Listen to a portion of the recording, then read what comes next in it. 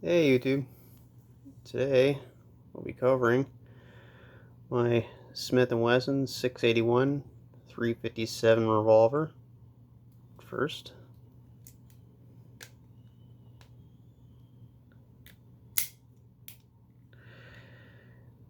The Smith & Wesson 681 is a 357 revolver with fixed iron sights, not adjustable sights.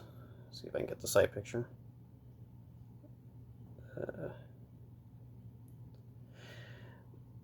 It's very similar to the Smith & Wesson 686, just minus the adjustable sights the 686 model has, and it has the same full underlug underneath the barrel for a little bit added weight.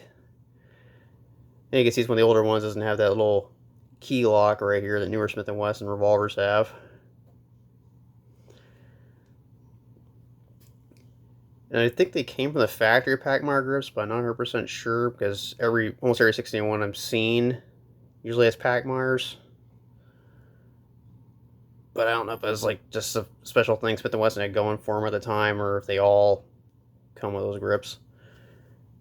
Oh, one thing I found out today when I was looking up some more stuff on it, I don't know if it'll focus, over the model number right there, it's supposed to have an M on it, meaning it was sent back because there was apparently a recall for these things where certain loads 357 will cause the cylinder to bind up when you're firing it, so people had to send it back for that recall, and evidently this escaped that recall. So maybe I might get a hold of Smith & Wesson at some point and get them to fix that, because I think they still do not warranty, but recall stuff for some of their older guns.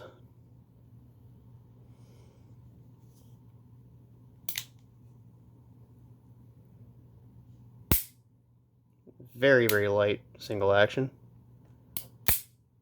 Double action is also fairly smooth.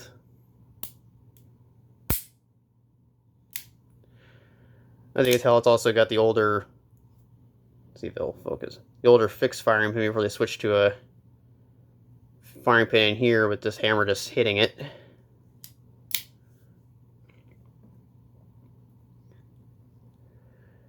And a little bit of story time about this revolver is this is actually where it all started for me.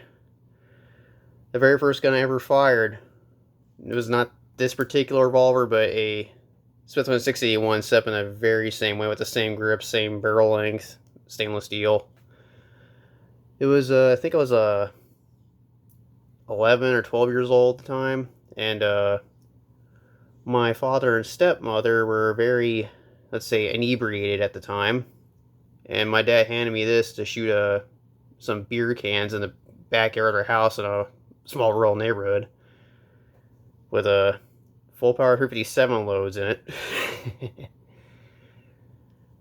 Lucky the cops didn't show up for that particular incident. But yeah, that's the first gun I ever fired, was one of these.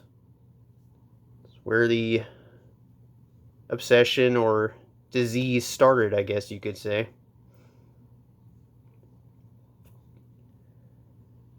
And on a little educational note, this is 357 in the right hand. This is 38 Special in the left hand. The reason why they're different lengths is when they're developing 357 Magnum, they're using 38 Special brass, and they did not want to have 38 Special being put into regular 38. I mean, after they didn't want 357 using 38 Special brass to be put in 38 revolvers in fear of causing damage to the gun or the shooter.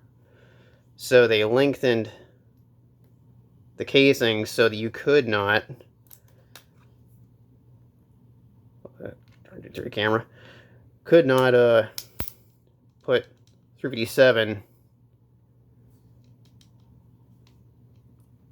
in 38 Specials. Like, it will prevent the cylinder from moving.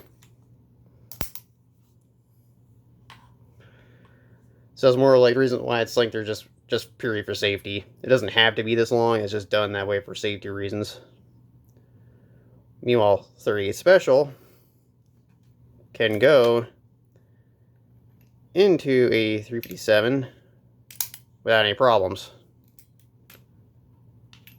Which is one of the beauties of 357 is you can shoot 38 Special and 357 in the same gun.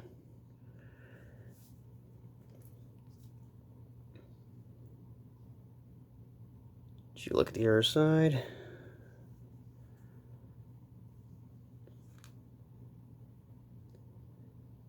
Another tidbit on these is apparently a fair amount of police units have used these, particularly, two that I saw pop a lot was the Oklahoma State Police and the New York State Police use these. Though this particular one I'm pretty sure is just a regular old civilian commercial model because I couldn't find any police markings on it.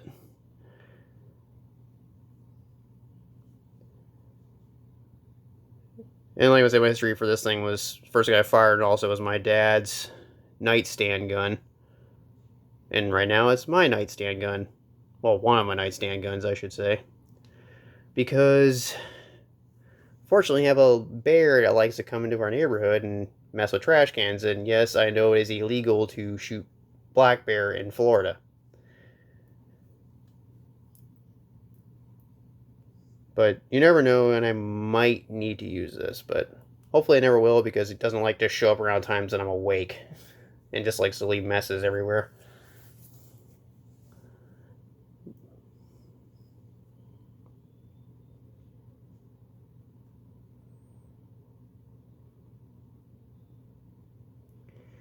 And Smith & Wesson made these from, I think it was 81 or 82 to 1992. Because they were still trying to market these to American law enforcement. I guess they saw the age of the semi-automatic pistol finally dawned on American law enforcement and stopped trying to sell these to them. And I guess American buyers weren't buying them all that much either. Well, civilian buyers, I should say. So all the police were switching over to Glocks, Brad 92s, some of Smith & Wesson's semi-automatic pistol line, and SIGs and USPs. Pretty much the earlier late 80s to early 90s semi-auto pistols.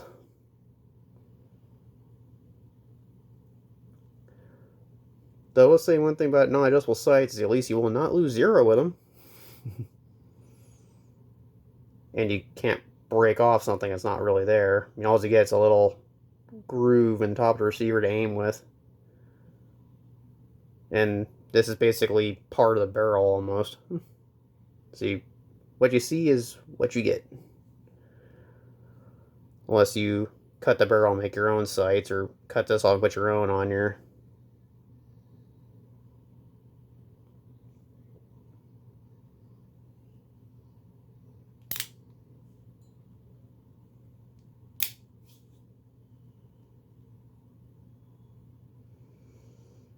Yeah, but anyway, this is just a little quick video and just to waste your time a little bit here. But hope to see you next time.